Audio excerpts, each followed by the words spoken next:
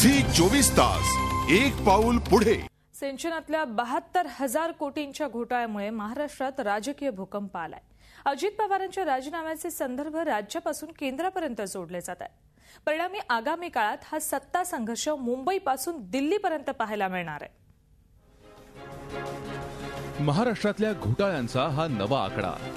याआधीही महाराष्ट्रात अनेक घोटाळे झाले, पण 72,000 कोटींच्या या घोटाळ्याच्या आरोपानं असा काही धुमाकूळ घातला की थेट अजित पवारांची खुर्ची जळमळीत झाली।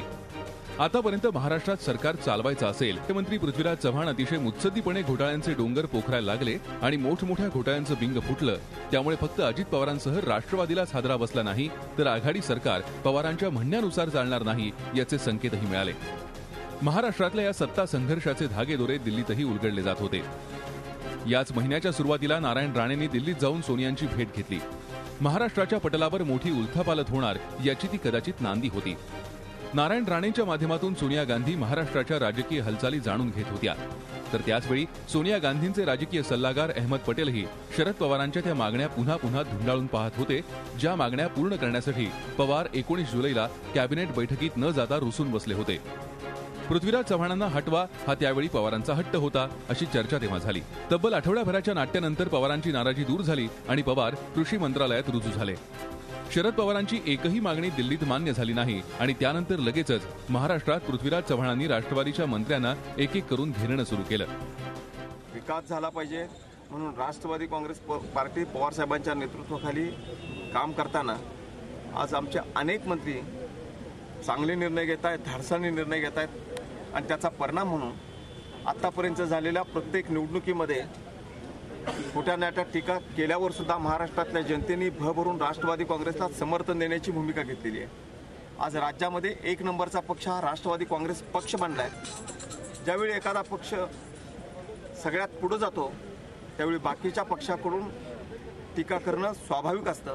सरकारच्यावर असर व्हायचं काही कारण नाही। माझा मी राजीनामा दिलेला आहे। मी माझा उपमुख्यमंत्री पदाचा आणि माझ्या मंत्रिपदाचा राजीनामा दिलेला आहे।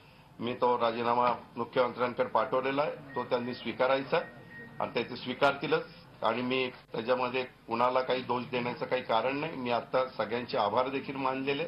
मी उपमुख्यमंत्री पद आणि मंत्रिपदाचाच राजीनामा दिलेला आहे। मी मुख्यमंत्र्याला शिफारस केलेली आहे की ऊर्जा विभागाची जबाबदारी राजेश टोपेंच्याकडे द्यावी आणि वित्त आणि नियोजन विभागाची जबाबदारी जयंत पाटलांच्यावर द्यावी।